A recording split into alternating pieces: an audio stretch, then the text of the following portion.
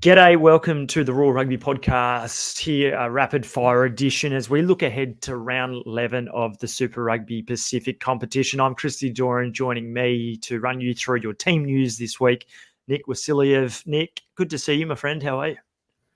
Very good, my friend. It was an interesting weekend of rugby that we just saw. I mean, did we have the question answered if the Super Rugby side's up to the New Zealand standard? Sort of. Yeah, has the Sort gap of. closed? Yeah, Yes. it's a Sort good of. question. I think had the Reds got over the top of the Blues, we may well be closer to saying yes. At this point in time, I don't think you can say that, not conclusively anyway. But this weekend, round 11, there's 4 Trans-Tasman matches, and we may well get a little bit closer to knowing whether or not Australian teams can go toe for toe against their Trans-Tasman opposition neighbours, because you look at it and it looks like a pretty scary, daunting weekend, because there's games across the ditch, like the Waratahs taking on the Hurricanes, the Reds against the Crusaders, and the Force against the Chiefs. And they're all tricky challenges that lie ahead. And then the one team that is hosting a game against New Zealand opposition, I don't know if the Rebels are going to be able to handle the heat of the Blues. So we're going to start from where it all begins, which is Friday afternoon, Australian time. And if you're in Perth tuning in, it's definitely the early afternoon. But the Hurricanes up against the Waratahs, and they're hosting them in Wellington off the back of losing last week to the Brumbies. Blimey, it looks like an intimidating match ahead for them.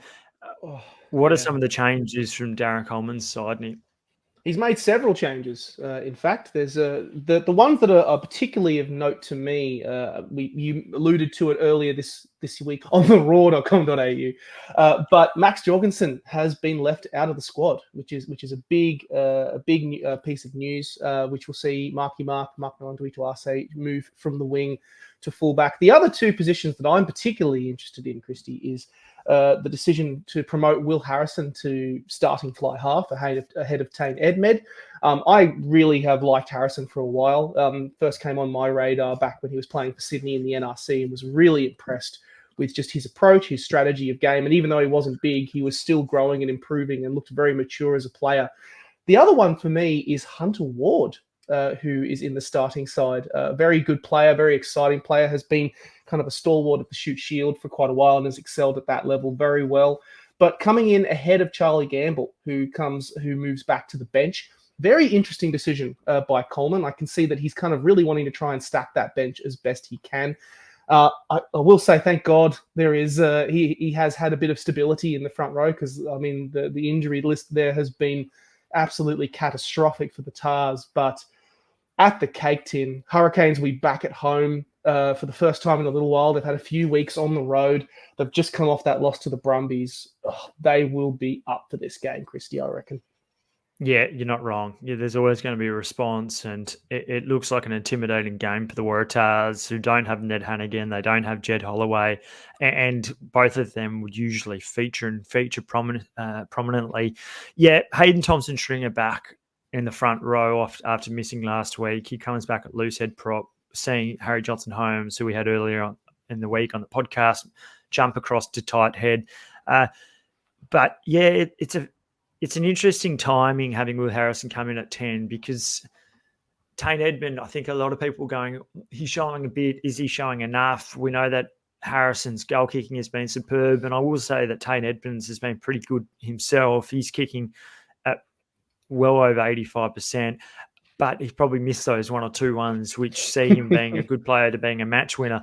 But I'm not sure if I like the call to bring in Harrison, because it's your first starting game. It's perhaps the most difficult match they'll have outside of a final this year. And Tane Edmonds been there. He's been there for 10 weeks. I almost would have had him go there again. And then I'd have perhaps Will Harrison a week later when you're up against the Brumbies, you're on home soil, you allow him to grow. You don't perhaps wreck his confidence if indeed the Waratahs get beaten really, really badly, because no one's stocks go up when your side gets hammered and you're the 10. So it's pretty clear that we're both going to be tipping the Hurricanes. I'm tipping them by quite a few tries. I think even though they're missing a couple of guys and there's no Asapa Amua still up front, you've got Xavier Numia coming off the bench. There's still some firepower. Perinara, Geordie Barrett, Rayasi will come off the bench, but they've still got to start. Brett Cameron at 10 and Ruben Love at 15 as well. Iosi, Flanders still up front, Tyrell Lomax. It's a good-looking side. You hope for the Waratahs that it doesn't get ugly, but blimey, it's they've got a big match ahead of them on Friday evening. And this point in time of the year, they're 11th. They're on 12 points. They're only 3 points outside the top 8. But if you can somehow come away with a bonus point, that could be the difference, because they probably need at least one more win to perhaps get into around that 8th position, maybe 7th. So bonus points will be very, very important going forward. How many do you think the Hurricanes are winning by? I think it'll be a closer game. I'm hoping for a closer game. It's clear to me that it is very much throwing Harrison in at the deep end. I think you and I are very much in agreement on that. But he has been. I think what he has shown so far has been very solid. I think also the decision to put Ed Med on the bench might also come from similarly to a place with like Amatosero and Gamble. You want to try and get a good push going into the latter half of the game. And that I can see what the process is there. But really, it really depends on how that starting side goes before the reinforcements come on, and if they can stem the momentum. I think it will be a closer game than you predict. But do I see the Waratahs getting a losing bonus point? No. I think the margin will be more than 10, but not much more. I think it will be a closer game than we think. Well, I'm sure the Waratahs would almost take that. Second match of Friday night, another Trans-Tasman game. Melbourne Rebels beaten 39-0 last week by the Crusaders. I think you tipped the Rebels, so I'm sure you would have been thinking, oh dear, that wasn't a good tip. But I'll say that I had the Crusaders. I think it's another tough night ahead for the Rebels up against this Blues team. Vern Cotter has clearly signalled his intent, because he hasn't gone easy, has he? No, he is not. I mean, we were talking about this before we started recording. This might be the most predictable weekend of Super Rugby to tip, and I can see just the one thing that was so disappointing about that game was just how much that the bench of the Rebels was blown off the park by the Crusaders in the latter half of that game, when really there was still a chance. They were still just hanging on there. But yeah, it was a complete disaster, and you can see that reflected in Foot deciding to change the entire front row. So Tupou will start along with Kalia and Jordan Ulasi, which I question that, considering, Tupou has been still very much coming back to peak form. He's been knocked about quite a bit, and making sure that he actually has the lungs to make it for the majority of that game is a real challenge. And as you alluded to, this Blues side, they are physical, they are aggressive. I am so impressed with Hoskins Tutu, probably one of the best players in the comp this season. So aggressive. The Rebels will have a lot of work to try and lock down that set piece side. If you lose the physical contact, the physical battle against the Blues, you're going to get flogged. That's the key message there. Rob Leota will be back in the starting side, which is a key inclusion, I think, for the Rebels in terms of a big head, but still no Salakai Loto, and his presence was sorely missed last week.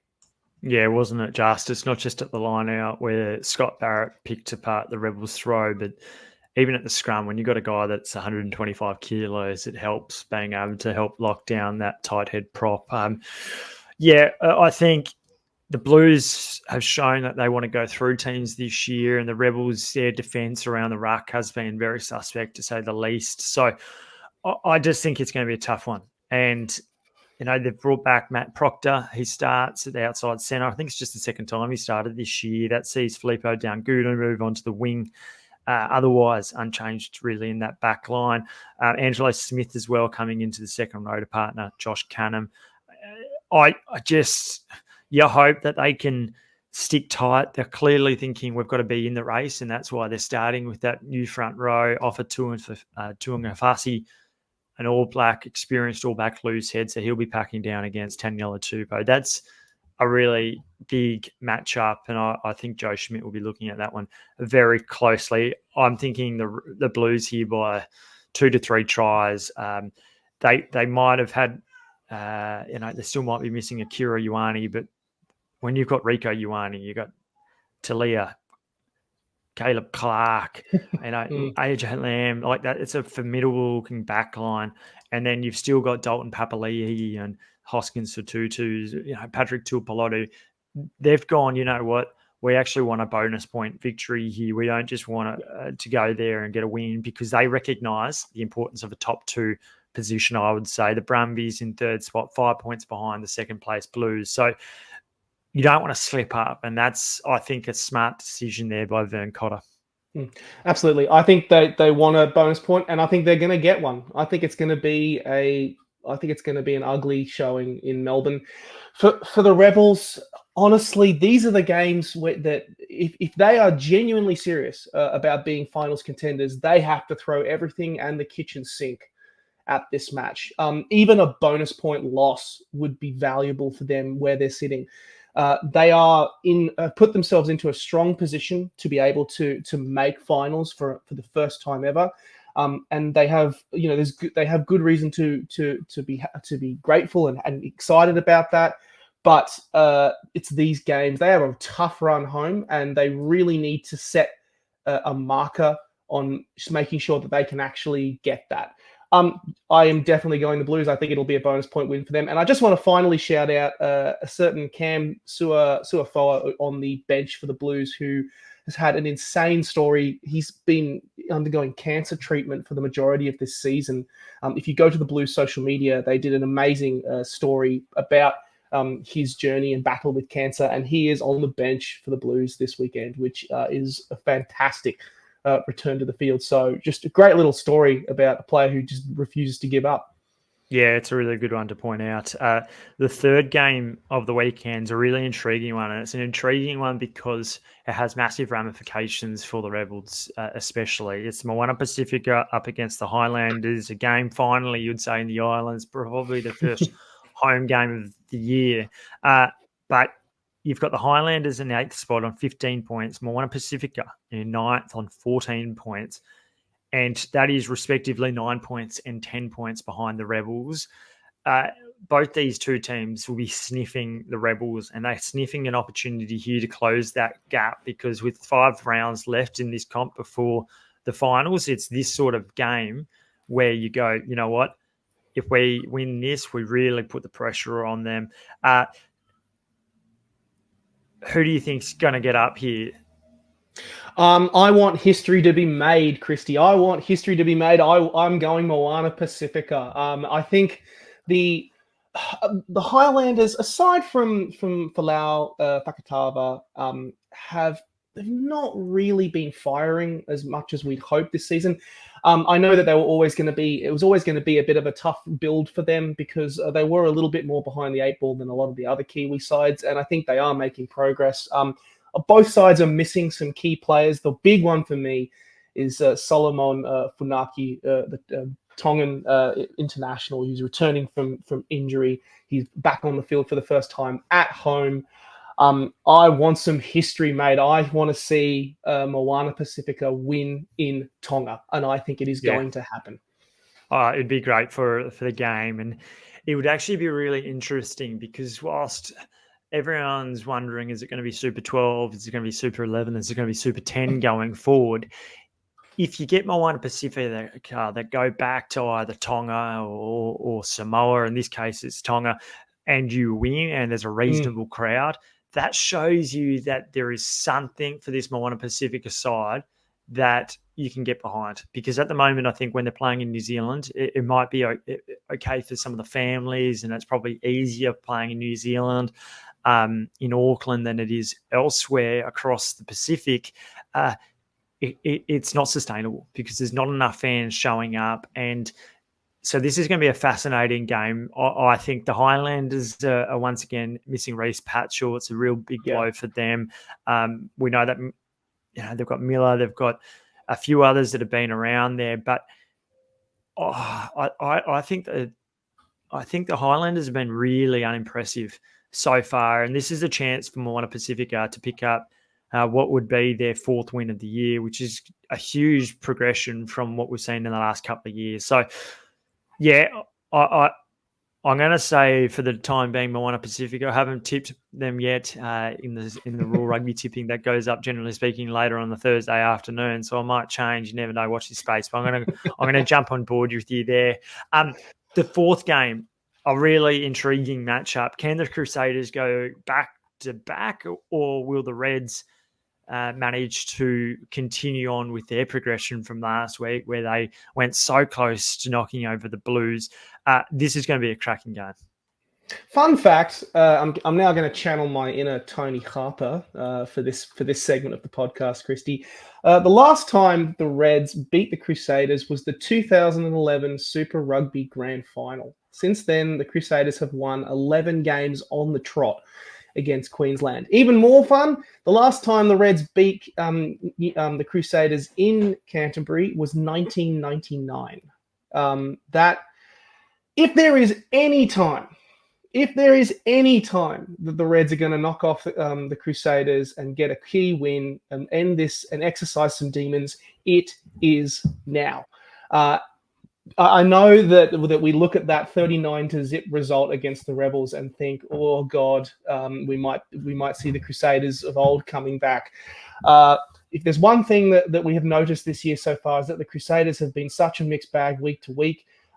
Playing at home, playing at home is a massive help for them, especially getting a couple of games at home, because they have been on the road quite a bit.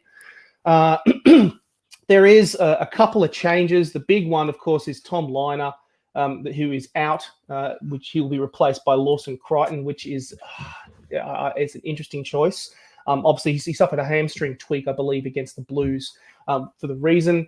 And Harry McLaughlin-Phillips will return by the bench, which is very good. I've been very impressed with him so far this season. So I was going to tip the Reds until I found out that not only is a certain Havili coming back, starting at the number 10, but a certain Lee Halfpenny is debuting for the Crusaders in the back line.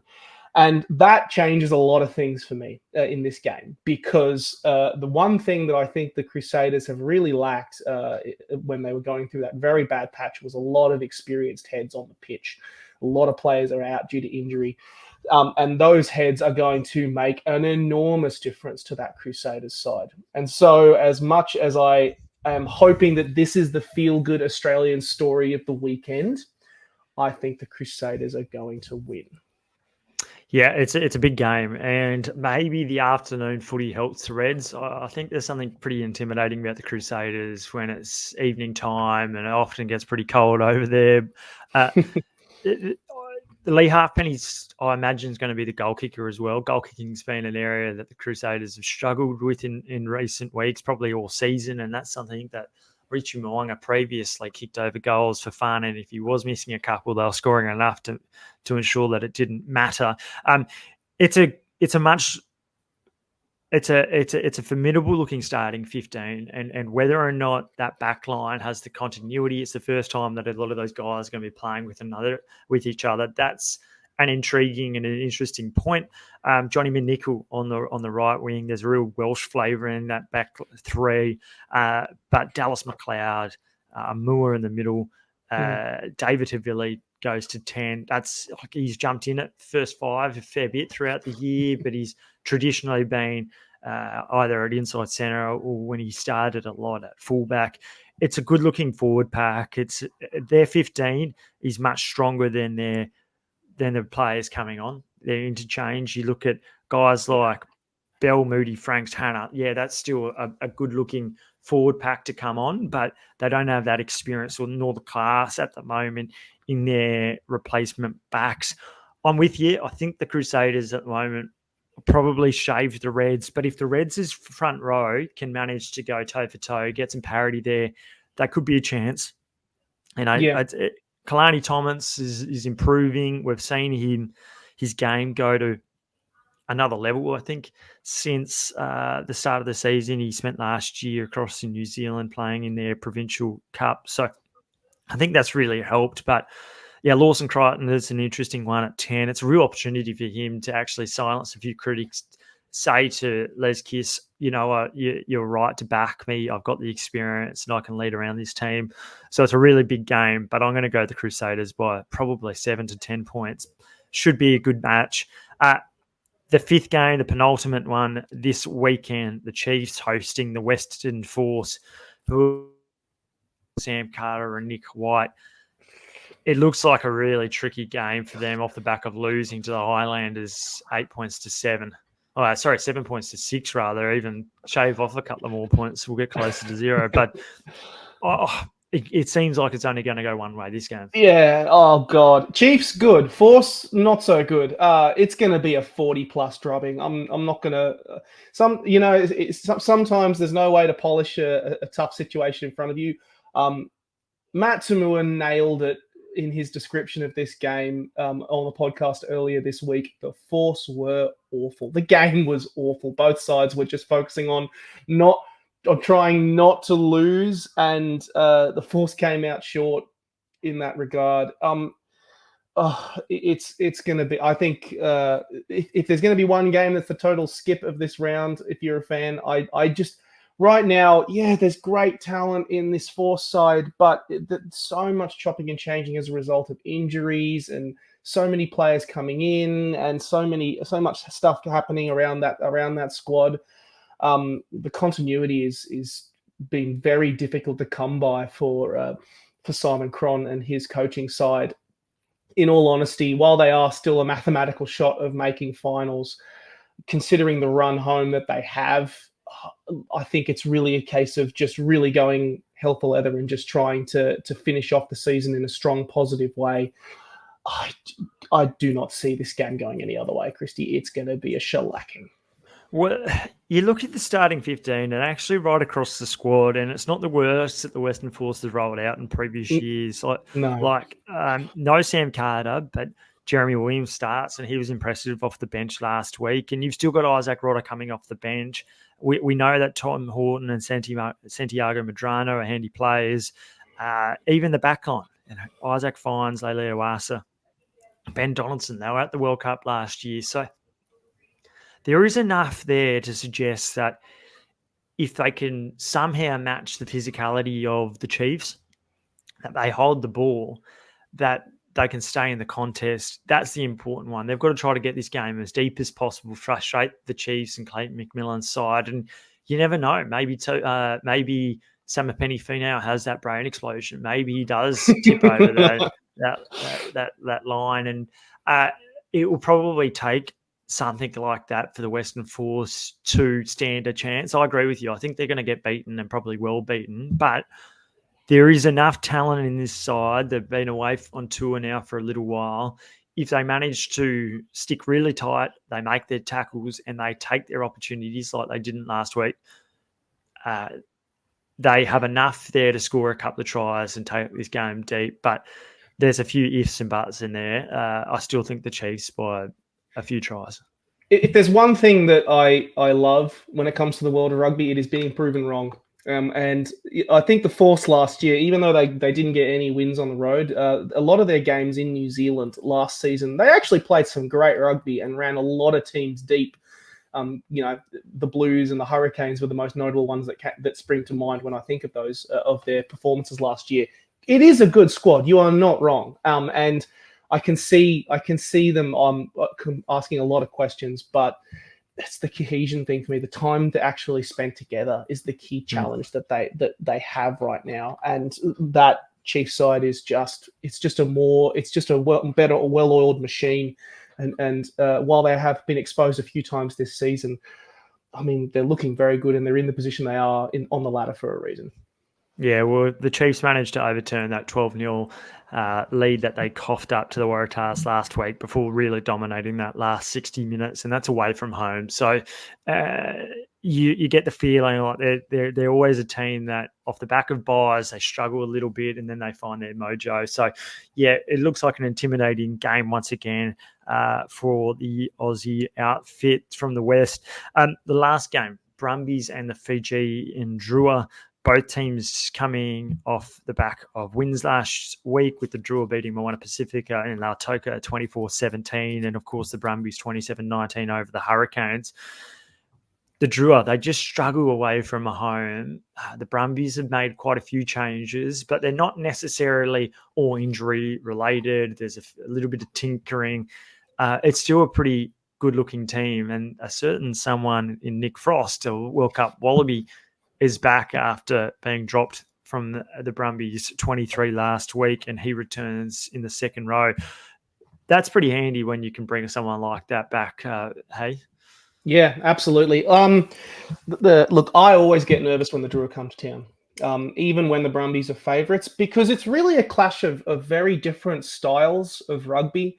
And it is a bit of a cliche to say, but when last year the Drua in Canberra asked a lot of questions of the Brumbies, and even though the Brumbies went on to win that game with a bonus point, if you watched it, you knew that it was an arm wrestle. It was no easy feat to overcome that Drua side in terms of sheer, going for the structured game that the Brumbies are really good at, with coming off the set piece and trying to shut down the Drua's exuberance and ability to just create something out of nothing, and suddenly you're back on your own try line, wondering where the hell that try came from.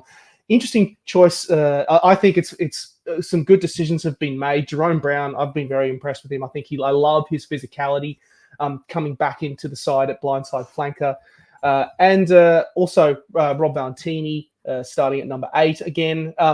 As you alluded to, Nick Frost coming back into the side, which I think is a very welcome inclusion and return. Interesting that Valentini will actually come up against his brother in this game as well. Kimu Valentini, who is on the bench for the Drua. Mick Byrne has named 10 changes to this side, which is a very interesting choice. I'm still going to go Brumbies, because Brumbies in Canberra is always a tough prospect for any team. You only have to look at the Hurricanes, who were leading the ladder last week when they came to town. But I am not as confident. I always am wary of the Fijian Drua. It's the right problem to have, because it goes to show how much they've injected so much into this competition. Yeah, well, if you look at last year, you're right. The Fiji gave him a bit of a shock, and so did actually Moana Pacifica when they burst out of the blocks. But this year, I think they took the Moana Pacific side a fair bit more seriously. I think they put on 60 points in the end.